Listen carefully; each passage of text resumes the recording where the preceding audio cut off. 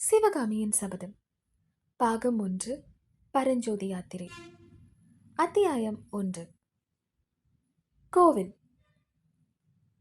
இளவேனிற் காலத்தில் ஒரு நாள் மாலை மகேந்திர தடாகத்தின் கரை வழியாகச் சென்ற ராஜபாட்டையில் பிரயாணிகள் இருவர் காஞ்சி மாநகரை நோக்கி நடந்து கொண்டிருந்தனர்.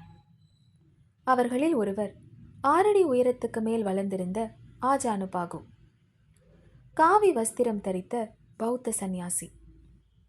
கடுமையான தவ விரத அனுஷ்டானங்களினாலோ வேறு கடினமான காரியங்களில் ஈடுபட்டதினாலோ அந்த புத்த பிக்ஷுவின் தேகமானது வறண்டு கெட்டிப்பட்டு கடினமாகி இருந்தது.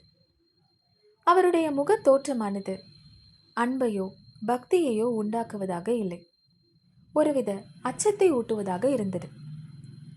இன்னொரு பிரயாணி கட்டமைந்த தேகமும் கலை பொருந்திய முகமும் உடைய 18 பிராயத்து இளம்பிள்ளை. பிரயாணிகள் இருவரும் வெகு தூரம் வழி நடந்து களைப்புற்றவர்களாக காணப்பட்டார்கள்.